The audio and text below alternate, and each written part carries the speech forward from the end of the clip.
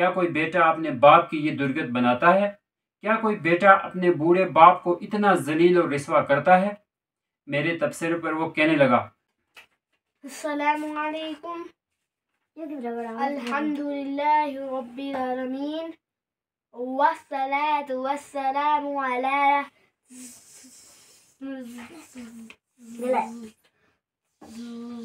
نبیہ الامین، اما بعد۔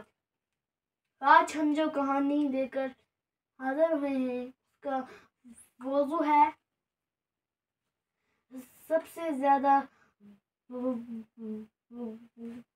بدبخت بیٹا۔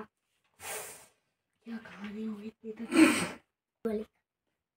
شروع کریں۔ بسم اللہ الرحمن الرحیم، الحمدللہ رب العالمین، الصلاۃ والسلام علی رسولہ النبی الکریم۔ السلام علیکم ورحمۃ اللہ وبرکاتہ۔ والدین کی فرما برداری اور نافرمانی کے سلسلے میں آج کی کہانی کا نام ہے سب سے زیادہ بدبخت بیٹا۔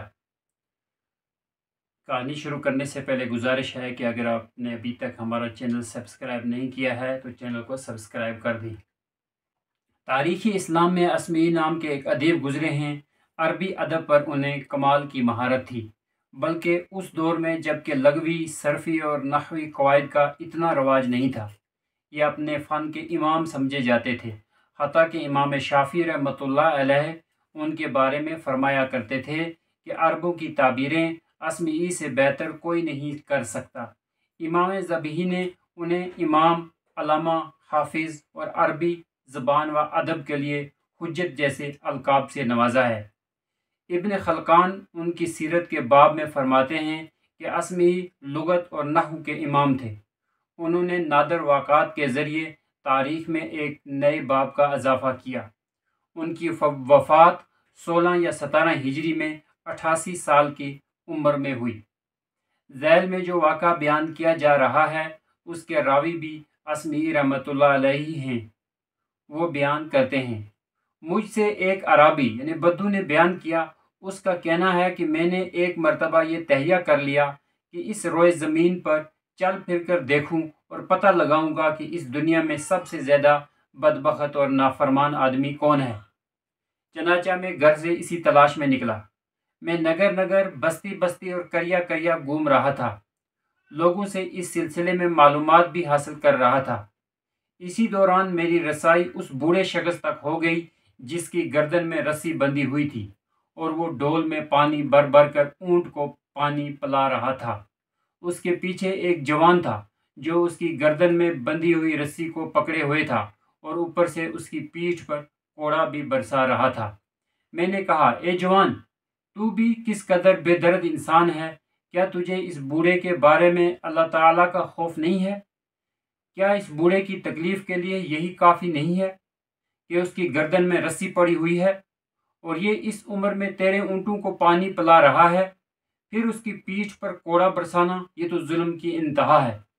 میری باتیں سننے کے بعد وہ نوجوان بولا، تم کو یہ جان کر اور زیادہ تعجب ہوگا کہ یہ بڈھا میرا باپ ہے۔ یہ سننا تھا کہ میرے رونگٹے کھڑے ہو گئے۔ میں نے کہنا شروع کیا کہ اللہ تیرا ناس کرے، کیا کوئی بیٹا اپنے باپ کی یہ درگت بناتا ہے؟ کیا کوئی بیٹا اپنے بوڑھے باپ کو اتنا ذلیل اور رسوا کرتا ہے؟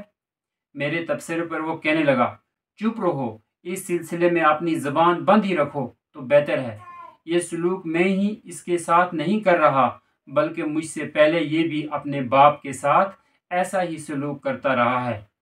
مورخین کے الفاظ میں اس کے جواب کے الفاظ یہ ہیں، چپ رہ، یہ بھی اپنے باپ کے ساتھ ایسا ہی سلوک کرتا تھا اور اس کا باپ بھی اپنے باپ کے ساتھ ایسا ہی ظالمانہ سلوک کیا کرتا تھا۔ عرابی کا بیان ہے، میں نے جب باپ کے ساتھ بیٹے کا یہ وحشیانہ رویہ دیکھا تو مجھے یقین آ گیا کہ میں روئے زمین کے بدترین نافرمان تک پہنچ چکا ہوں۔ اس سے بڑا گنہگار اور اس سے بڑھ کر بدبخت نافرمان اس دھرتی پر یعنی اس زمین پر اور کوئی نہیں ہوگا۔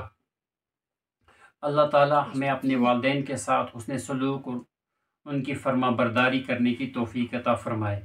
سبحانک اللہم و بحمدک و اشہد ان لا الہ الا انت استغفرک و اتوب الیک۔ سبحان ربک رب العزت عما یصفون وسلام علی المرسلین والحمد للہ رب العالمین.